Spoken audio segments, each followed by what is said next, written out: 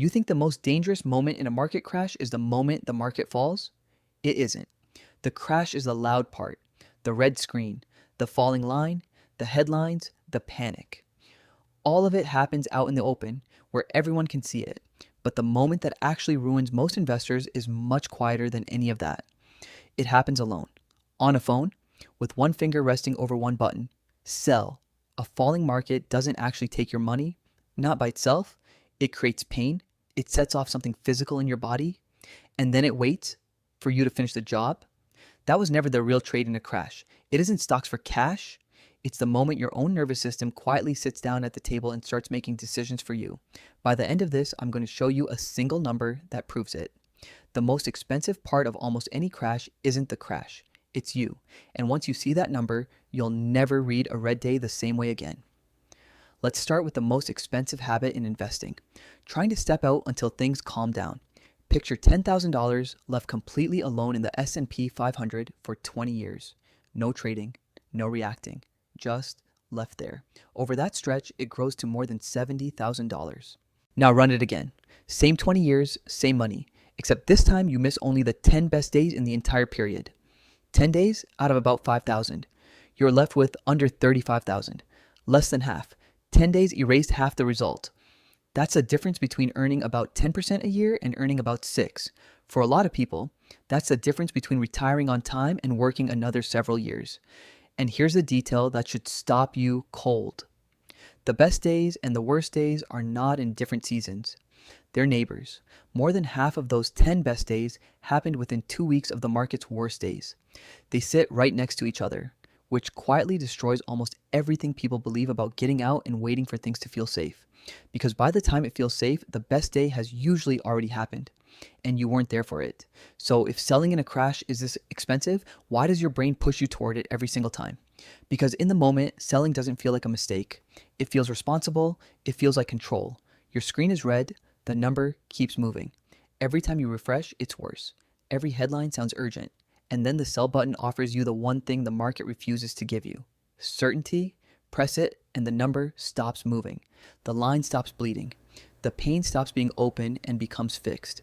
And a fixed, finished pain can feel better than an open one, even when that open wound was about to heal. It's like tearing the smoke detector off the wall because the beeping is scaring you. The beeping stops. You feel instant relief. You made the noise go away. But the fire doesn't care how calm you are. The beeping was never the problem. It was just the only thing telling you something was wrong. Selling in a crash isn't really a financial decision. It's a biological one, wearing a financial disguise. Here's a mechanic almost nobody explains. Before you sell, your loss is real. The number is real. The fear is real, but it isn't finished. An unrealized loss is a wound that can still heal badly or heal well. It's an open question. The second you sell, it stops being a question and becomes an answer. The wound becomes a scar with a date on it. The crash only proposes the loss, the sell button signs it, and under pressure, your brain will take a bad answer over an open question almost every time. Because the open question is the thing that hurts. But let's say you sell anyway. You'll be smart about it.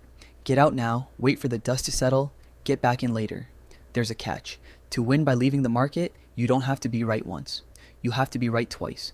You have to know when to get out, and then you have to know when to get back in. 2 separate decisions, both made while you're afraid. The first one feels easy. Everything looks dangerous, so you leave. The second one is brutal, because getting back in means buying while everything still feels terrible. Right at the moment your gut is screaming, just wait one more week. And you don't even have to be wrong to lose this game.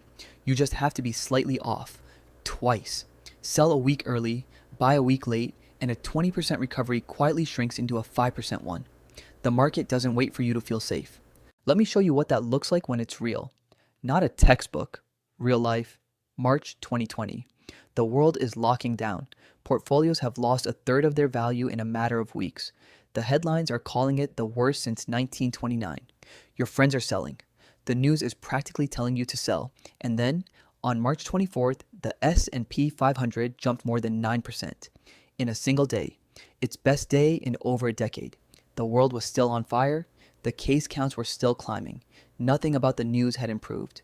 And the market went up 9% anyway. So if you sold on the 23rd and millions of people did, you didn't just miss a good day, You miss the day. This is the part people miss. The recovery doesn't start when the news gets good. It starts while the news is still ugly, while the headlines are still frightening, while selling still feels like the intelligent thing to do. Nobody rings a bell at the bottom. There's no announcement that says, okay, it's safe now. The first green days show up inside the exact same fear that made you want to leave. You sell on a Monday for a little peace of mind. The rebound starts on Thursday. And there you are, sitting in cash, watching the recovery you were trying to survive. So why does your brain keep falling for this? In 1979, two psychologists, Daniel Kahneman and Amos Tversky, gave this feeling a name: loss aversion. The idea is simple. Losses and gains don't weigh the same inside your head. Later, they put a number on it. Losing $100 hurts about twice as much as gaining $100 feels good. Same amount of money, completely different weight. Think about what that does in a crash. Your brain isn't calmly calculating long-term returns anymore. It has one job now: stop the pain. And growing your money and stopping your pain are two different goals. In a crash, they point in opposite directions. Your portfolio wants patience, your nervous system wants anesthesia, and the sell button hands you anesthesia instantly. Here's the part most explanations leave out. Your panic doesn't announce itself as panic.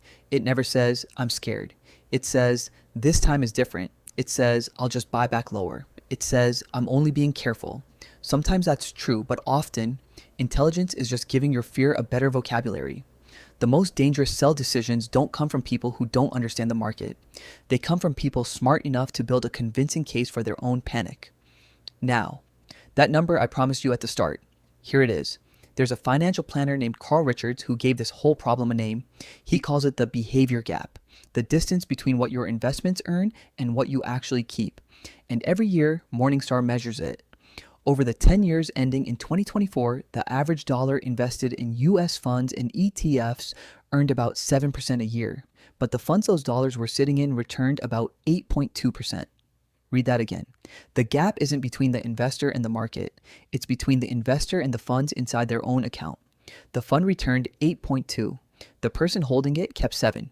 That gap, a little over 1 percentage point a year, came from one thing: the timing and the size of when people bought and sold. They bought when they felt confident near the top. They sold when they felt scared near the bottom. The same direction over and over. The wrong one. The fund did its job. The market did what markets do. But the human being in the middle kept trying to feel better. And that feeling had a price. That's the number. The most expensive part of the average crash isn't the crash. It's the person watching it. Now, to be fair, not every sale is a mistake. Sometimes selling is part of a plan. You rebalance, you manage taxes, you take risk off the table because your life changed. You exit because the reason you bought in the first place actually broke. That's different. A real decision can be explained calmly, on paper, to another person, before the crisis, without needing the market to scare you into it first. Panic has a different signature. It feels urgent. It feels necessary. It promises relief right now. And it gets much harder to explain once the fear is gone. That really is the whole test. So how do you actually stop this? Not with willpower. Willpower is a flashlight in a hurricane. You stop it with one question, written down now, while you're calm, long before the red days ever arrive. The next time your finger's hovering over sell, pause and ask yourself this: am I making a decision based on my plan, or am I buying relief because the pain is too loud? If it's a decision, you'll be able to explain it calmly, on paper, to someone else, without any emotion at all. If it's relief, it'll feel urgent, it'll feel necessary, and it will feel good right now. That feeling of relief isn't clarity. It's your nervous system getting up and leaving the table, walking away from your own seat, and letting the market keep it. So let's bring it home. A crash can lower your portfolio. That part is temporary, but panic can make the loss permanent. And that part is on you.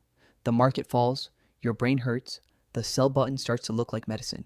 And sometimes the most expensive thing you buy in a crisis isn't a stock, it's relief. And relief always feels worth it at the register, until the bill arrives.